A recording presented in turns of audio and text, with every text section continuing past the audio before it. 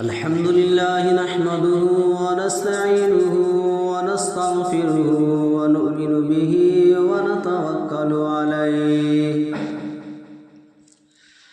ونعوذ بالله من شرور أنفسنا ومن سيئات أعمالنا من يهد الله فلا مضل له ومن يضلل فلا هادي له ونشهد أن لا إله إلا الله وحده لا شريك له ونشهد أن سيدنا ومولانا محمدا عبده ورسوله أما بعد فأعوذ بالله من الشيطان الرجيم بسم الله الرحمن الرحيم أقم الصلاة لدلوك الشمس إلى غسق الليل وقرآن الفجر إن قرآن الفجر كان مشهودا ومن الليل فتهجد به نافلة لك عسى أن يبعثك ربك مقاما محمودا صدق الله العظيم قال النبي صلى الله عليه وسلم يا أيها الناس أفشوا السلام وأطعموا الطعام وصلوا الأرحام وصلوا بالليل والناس نيام تدخل الجنة بسلام أو كما قال عليه الصلاة والسلام۔ حضرات محترم، معزز بزرگان دین، پیارے نوجوان جی ساتھیوں،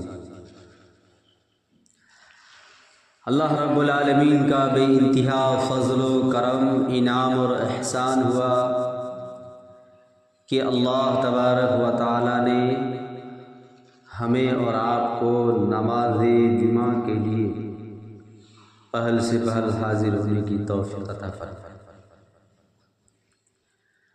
میرے عزیز دوستو، جیسا کہ آپ حضرات حضرت عبداللہ بن سلام رضی اللہ تعالیٰ عنہ کی روایت اور وہ حدیث پاک جس میں ہمارے اور آپ کے نبی آقا دو جہاں تاجدار مدینہ محمد عربی صلی اللہ علیہ وسلم نے 4 باتوں کے متعلق بتائی ہے، اور ساتھ ہی ساتھ یہ بھی ارشاد فرما دیا کہ جو آدمی ان 4 باتوں پر عمل کرے گا وہ جنت میں جانے والا بنے گا۔ پہلی بات افشوا السلام، دوسری بات وأطیعوا الطعام، تیسری بات وصلوا الارحام۔ ان کے متعلق مختصر سی باتیں ہمارے اور آپ کے بیچ آئی۔ چوتھی بات ہے وصلوا باللیل والناس نیام۔ وصلوا باللیل، وصلوا باللیل سے مراد یہاں تہجد کی نماز ہے۔ میرے عزیز دوستو، اللہ رب العالمین نے بعض عبادات ایسے ہیں جن کو اپنے بندوں کے اوپر فرض قرار دیا، اور بعض عبادات کو اللہ تبارک و تعالیٰ نے فرض نہیں قرار دیا بلکہ یوں ہی چھوڑ دیا، فرض نہیں، واجب نہیں۔ اگر کوئی ایمان والا اس پر عمل کرتا ہے تو اس کو اجر و انعام ملے گا، اجر و انعام کا مستحق بنے گا، اور اس پر نہیں عمل کرنے پر اس کی گرفت نہیں ہوگی۔ بعض عبادات ایسے ہیں جن کو اللہ تبارک و تعالیٰ مقامات کی بنیاد پر اس کی فضیلت عطا فرمائی ہے۔ بعض مقامات کی بنیاد پر بعض عبادات کو اس کی مقامات کی بنیاد پر فضیلت فرمائی ہے، جیسے نماز ہے۔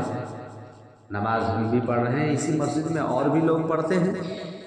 یہی نماز اگر مسجد حرم میں پڑھی جائے تو 1,00,000 نمازوں کے برابر ثواب ہے ایک نماز کا. اور یہی نماز، ایک وقت کی نماز اگر مسجد نبوی میں پڑھی جائے تو 1,000 نمازوں کے ثواب ہے. اور بعض عبادات کو مقامات کی بنیاد پر اس کی فضیلت ادا کرتا ہے، اور بعض عبادات کو اللہ تبارک و تعالی موقع اور محل کے اعتبار سے، مہینے کے اعتبار سے، وقت کے اعتبار سے، دن کے اعتبار سے، صبح شام کی جو اوقات ہے، 24 گھنٹے کی جو لمحات ہے، ان لمحات کے اعتبار سے اس کی فضیلت اللہ رب العالمین کی جانب سے عطا ہوتا ہے. اور تمام فضیلتوں کا ایک ہی مقصد ہے کہ بندہ کسی طرح اللہ رب العالمین کا فرما بردار اور نیک اور رب العالمین کے خوشنودی حاصل کرنے والا بن جائے، اور اسی زندگی میں رب کی خوشنودی میں ہی زندگی گزارتے ہوئے اس دنیا سے چلا جائے. میرے عزیز دوستو، انہی میں سے ایک نماز تہجد ہے. نماز تہجد کہتے ہیں اصل سونے کے بعد جو اٹھ کے پڑھا جاتا ہے، اور رات میں پڑھنے کو ہی کہا جاتا ہے. جو جن 4 باتوں کا کافی دنوں سے آپ لوگ سنتے ہوئے آ رہے ہیں، ان میں سے چوتھی بات یہ بھی ہے وَصَلُّوا بِاللَّيْلِ وَالنَّاسِ نِيَامٌ، کہ رات کو وقت میں اٹھ کر کے نماز پڑھنا گویا تہجد کی نماز. اس کی کتنی فضیلتیں ہیں. اللہ کے حبیب سرکار دو عالم صلی اللہ علیہ وسلم نے اس پر عمل کیا، صحابہ کرام کو اس پر تلقین کی، امت کے لیے حکم دیا کہ آپ پڑھیں گے تو اللہ رب العالمین کا قرب حاصل ہوگا اس کے ذریعے سے، نہیں پڑھیں گے تو گرفت نہیں ہوگی، پکڑ نہیں ہوگی. بہرحال روایت کرنے والے حضرت اسماء بنت یزید رضی اللہ تعالیٰ عنہ روایت فرماتی ہے، جو مرد عورت جو شخص نماز تہجد پڑھتے ہیں، سنیے مختصر سی حدیث. حضرت اسماء بنت یزید رضی اللہ تعالیٰ عنہ روایت کرتی ہے کہ آقا دو جہاں تاجدار مدینہ محمد عربی صلی اللہ علیہ وسلم نے زبان رسالت سے ارشاد فرمایا، کل قیامت کا دن ہوگا، حشر کے میدان قائم ہوں گے، لوگ نفس نفس کی عالم میں ہوں گے. اس وقت اللہ رب العالمین کی جانب سے ایک شخص کھڑا ہو جائے گا، ایک منادی کھڑا ہو جائے گا، اور یہ آواز لگائے گا، وہ یہ آواز لگائے گا کہ آج اہل محشر لوگ جان جائیں گے کہ کون اللہ کے نزدیک زیادہ عزت و اکرام کے مستحق ہے. وہ آواز کیا لگائے گا؟ آج سب جان جائیں گے کہ کون اللہ کے نزدیک زیادہ عزت و اکرام کے مستحق ہے. اندازہ لگا سکتے حضرت آدم علیہ السلام سے لے کر کے اب تک اور قیامت تک جتنے لوگ دنیا میں آئیں گے سب کا مجمع ہوگا. پھر آواز لگائے گا، ندا دے گا وہ فرشتے، کہاں ہیں وہ لوگ؟ اٹھ کھڑے ہو جائیں جن کی صفتیں یہ تھی. جن کی صفتیں یہ تھی، کیا صفت؟ قرآن مقدس سورہ سجدہ آیت نمبر 16 اللہ رب العالمین ارشاد فرماتا ہے، وہ فرشتے کل قیامت کے دن یہ آواز لگائے گا، یہ آیت کو پڑھے گا، تتجافا جنوبهم عن المضاجع، تتجافا جنوبهم عن المضاجع. کہاں ہیں وہ لوگ جن کے پہلو ان کے بستروں سے الگ رہا کرتے تھے، جو رات کو اٹھ کر کے تہجد کی نماز پڑھا کرتے تھے، نرم نرم بستر کو چھوڑ کر کے اور گرم گرم بستر کو چھوڑ کر کے، سردی کا موسم ہو گرمی کا موسم ہو، رات اور نیند کی قربانی دے کر کے رات کے کچھ حصے گزر جانے کے بعد اٹھتا ہے اور وضو کرتا ہے. وضو کرنے کے بعد رب العالمین کے دربار میں کھڑے ہو جاتے ہیں اور یہ پکارتے ہیں، یدعون ربهم خوفا وطمعا، اپنے رب کو پکارتے ہیں خوف اور امید کے ساتھ. ہاں، رب کو پکار رہے ہیں خوف. یہ فرشتے آواز لگائیں گے، یہ آواز تو حدیث پاک میں آتا ہے اس دن کچھ لوگ کھڑے ہوں گے، اس کی تعداد بہت کم ہوگی، قلیل ہوگی.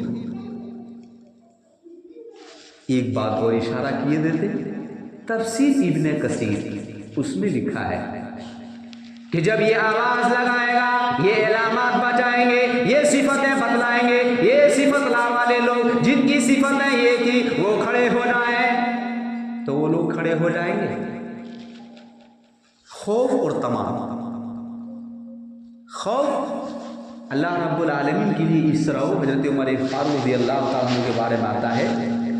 حضرت امیر المومنین عمر فاروق رضی اللہ تعالیٰ عنہ ارشاد فرماتے ہیں اگر کل قیامت کے دن حشر کے میدان میں اللہ رب العالمین یہ اعلان فرما دے کہ بھرے مجمع میں جتنے لوگ ہیں وہ تمام کے تمام جنتی ہیں سوائے ایک آدمی کو چھوڑ کر کے, حضرت عمر فاروق رضی اللہ تعالیٰ عنہ فرماتے ہیں ان تمام کے مجمع میں جن کو یہ اعلان ہو جائے گا کہ تمام کے تمام جنتی ہے ایک آدمی کو چھوڑ کر کے شاید کہ ایسا نہ ہو کہ وہ ایک آدمی میں ہی جہنم کا حقدار اور مستحق بن جاؤں. خوف اس طرح اور امید خوفا و طمعا اور امید اس طرح کہ اگر اللہ رب العالمین کی جانب سے اعلان ہو جائے کہ جتنے لوگ حشر کے میدان میں تمام کے تمام جہنم میں جائیں گے سوائے ایک آدمی کو چھوڑ کر کے, حضرت عمر فاروق رضی اللہ تعالیٰ عنہ فرماتے ہیں مجھے اللہ رب العالمین کی ذات پر یہ امید ہے کہ وہ جنت میں جانے والے ایک آدمی میں سے مجھے اتنا امید ہے اللہ کی ذات پر کہ میں ہی ایک ہوں گا. خوف بھی ہے اور امید بھی ہے. خوف اتنا ہے اور امید بھی اتنا ہے. خوف و طمع خوف اور امید کے ساتھ رات میں اٹھ کر کے رب کی عبادت کرتے ہیں. وَمِمَّا رَزَقْنَاهُمْ يُنْفِقُونَ اور ہم نے جو اس کو دیا ہے اس میں سے اللہ کے راہ میں بھی خرچ کرتے ہیں. ان لوگوں کی ایک پہچان ایک صفت بتا رہا ہے. تفسیر ابن کثیر میں کیا لکھا ہے کہ اس دن وہ لوگ کھڑے ہو جائیں گے اور اس میں لکھا ہے کہ ان کو اللہ رب العالمین بغیر حساب و کتاب میں جنت میں داخلہ فرما دے گا. ایسے لوگوں اس کے بعد حساب کتاب کا سلسلہ شروع ہو جائے گا. اس کے بعد حساب کتاب کا سلسلہ شروع ہو جائے گا. ہاں اچھا ایسے تہجد گزار والوں کی اور قرآن کریم کی آیت دیکھیے سورہ فرقان آیت نمبر 63.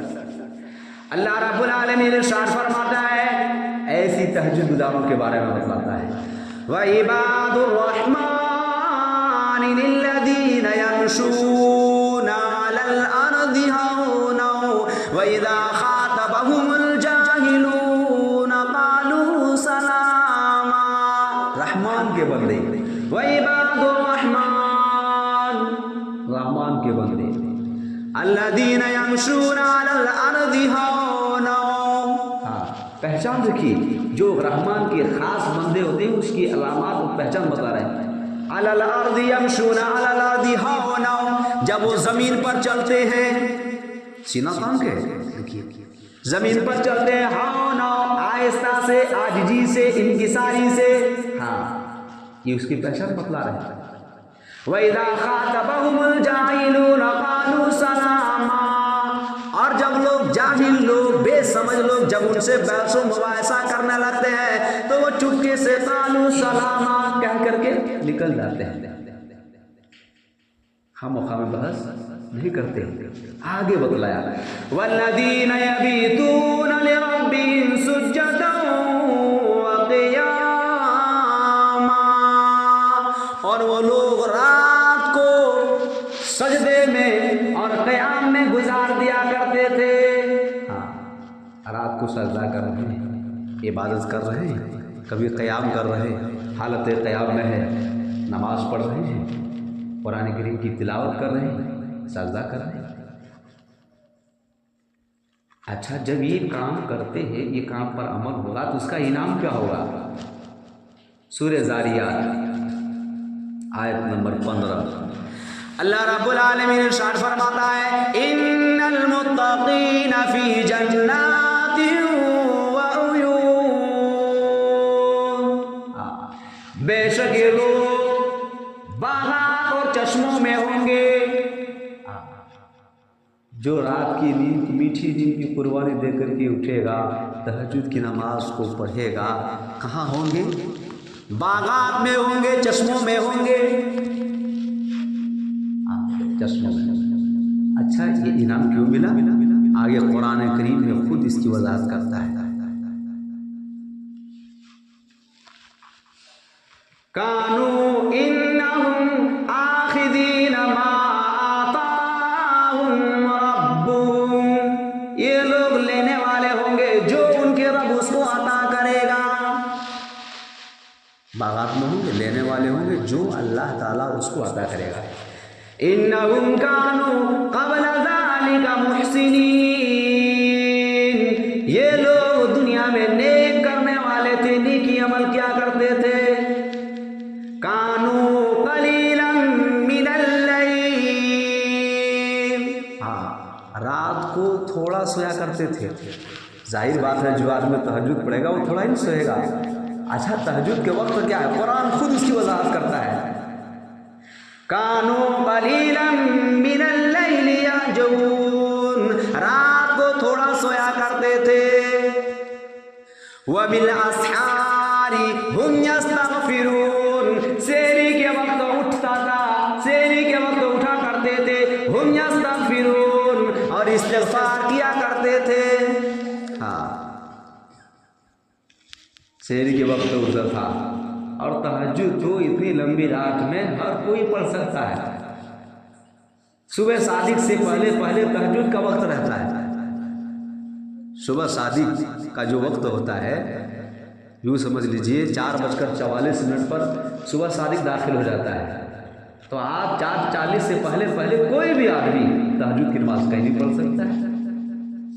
وبالاسحار ہم یستغفرون، یہ لوگ رات کو اٹھتے تھے اور توبہ استغفار کیا کرتے تھے. تو انہیں کا انعام بدلا جا رہا ہے. ہاں اللہ رب العالمین قرآن مقدس 15ویں سپارے میں اعلان فرماتا ہے تہجد کی بات. یہ تہجد کو اللہ تبارک و تعالیٰ نے حضور پاک صلی اللہ علیہ وسلم کو کس طرح عطا کیا، اس کا کیا مقام اور مرتبہ ہے. آگے اور چلیے. اقم الصلاۃ لدلوک الشمس الی غسق اللیل وقرآن الفجر، نماز قائم کرو سورج ڈھلنے سے لے کر کے رات کے کچھ حصے تک. علماء مفسرین نے لکھا ہے رات کے کچھ حصے سے مراد اس میں 4 وقت کی نماز کا ذکر ہے. سورج ڈھلنے کے بعد ظہر کا وقت شروع ہوتا ہے، ظہر، عصر، مغرب، عشاء. وقرآن الفجر، بعض تفاسیر میں لکھا ہے وہاں وقرآن الفجر نہیں، قرآن میں ہے لیکن تفاسیر میں لکھا ہے کہ وقرآن الفجر کے فجر سے مراد کیا ہے؟ وصلاۃ الفجر، گویا فجر کی نماز پڑھا. 4 وقت، 4 نماز کا یہاں ذکر ہو گیا، 5ویں نماز کا وہاں ذکر ہو گیا. وصلاۃ الفجر، بعض تفاسیر میں قرآن الفجر سے مراد صلاۃ الفجر مراد لیا گیا. میرے عزیز دوستو، آج ہمارے اور آپ کی نمازوں کا یہ حال ہے. ارے 5 وقت تو دور کی بات، تہجد تو دور کی بات، فجر تو دور کی بات، آج لوگوں نے نماز کو ایک ایسا ماحول بنا لیا. 3 طرح کے لوگ نماز پڑھتے ہیں. ایک تو وہ لوگ ہیں جو فرصت کی نماز پڑھتے ہیں، وقت ملا تو پڑھ لیا، کام میں لگ گئے تو نماز کی چھٹی ہو گئی. ایک وہ لوگ ہیں جنہوں نے اپنے من میں ارادہ کر لیا ہے کہ ہمیں 2 ٹائم یا 1 ٹائم یا 3 ٹائم یا کچھ ہی ٹائم کچھ ہی وقت کی نمازوں کو پڑھنا ہے. ایک وہ شخص جو پابندی کی نماز پڑھتے ہیں اور جو اس پر نماز کی اس طرح کی لاپرواہی کرتے ہیں. قرآن اٹھائیے 30واں پارہ. فویل للمصلین، ہلاکت ہے، بربادی ہے ان لوگوں کے لیے جو نمازوں کی پرواہ نہیں کرتے ہیں. الذین هم عن صلاتهم ساہون، اپنی نماز سے بے خبر رہتے ہیں. یہاں پہ 2 بات ہے. ایک تو وہ شخص جو نماز کی طرف توجہ نہیں دیتے، کبھی پڑھ لیا کبھی نہیں پڑھا. اور ایک وہ جو نماز تو پڑھتے ہیں لیکن اس میں بہت ساری غلطیاں اور کوتاہیاں کر جاتے ہیں. میں چاہتا ہوں اس سے پر تھوڑی اشارہ ہو جائے. ارشاد فرمایا آقا دو جاتا تاجر مدینہ محمد عربی صلی اللہ علیہ وسلم نے کہ سب سے بدترین چوری یہ ہے کہ نماز میں سے چوری کی جائے. سب سے بدترین چوری کیا ہے؟ نماز میں سے چوری کی جائے. صحابہ رسول نے عرض کیا یا رسول اللہ صلی اللہ علیہ وسلم نماز میں سے چوری کیا ہے اور وہ کوئی شخص نماز میں سے چوری کیسے کر سکتا ہے؟ آقا دو جہاں تاجر مدینہ محمد عربی صلی اللہ علیہ وسلم نے ارشاد فرمایا ہاں نماز میں سے چوری یہ ہے. نماز میں سے بھی لوگ چوری کرتے ہیں اور وہ یہ ہے کہ اگر قیام کیا تو رکوع صحیح سے نہیں اور رکوع کیا تو قیام صحیح سے نہیں اور سجدہ کیا تو قوما صحیح سے نہیں. رکوع صحیح سے نہیں کیا اور رکوع کیا تو قوما صحیح سے نہیں کیا اور قوما کیا تو سجدہ صحیح سے نہیں کیا تو یہ نماز میں سے چوری ہو گئی. امام الانبیاء سرکار دو عالم صلی اللہ علیہ وسلم ارشاد فرماتے ہیں ایسی نمازوں کے لیے کل قیامت کے دن ان کی نماز نہ تو ان کے لیے نور ہوگا نہ ہی روشنی ہوگی، نہ کل قیامت کے دن ان کے لیے نجات کا ذریعہ ہوگا، بخشش کا سامان ہوگا، بلکہ اس کی نمازوں کو فرشتے کالے رومال میں لپیٹ کر کے دنیا ہی میں اس کے منہ پر مار دی جاتی ہے. ایسی نماز کی کوئی ضرورت نہیں. اللہ تبارک و تعالی اللہ کے حبیب سرکار دو عالم صلی اللہ علیہ وسلم ارشاد فرماتے ہیں یہ نماز کہتی ہے پروردگار عالم جنہوں نے میری اس طرح کی بے حرمتی کی ہے، رکوع کیا تو سجدہ نہیں، سجدہ کیا تو قوما نہیں، صحیح سے ارکان کو ادا نہیں کیا. پروردگار عالم آج جس طرح انہوں نے میری بے حرمتی کی ہے، میری نافرمانی کی ہے، رب العالمین میری بے حرمتی کی ہے، میری نافرمانی کی ہے، مجھے بربادی کی ہے، پروردگار عالم تو بھی اس کو برباد فرما. آج ذرا سوچے ہم لوگ کتنا عرصہ گزر گیا ہے لیکن نماز صحیح نہیں ہے. کسی کی تنقید نہیں کر رہا، صحیح کرنے کی کوشش کریں. کیسے صحیح ہو ہماری نماز؟ رکوع کی کیا مقدار ہے، سجدے کی کیا مقدار ہے، جلسے کی کیا مقدار ہے. واجبات فرائض پر تو غور کیا کریں. سجدہ یہ جو سنت وغیرہ ہے وہ تو دور کی بات، لیکن جو ضروریت ہے ان پر تو ذرا غور کریں.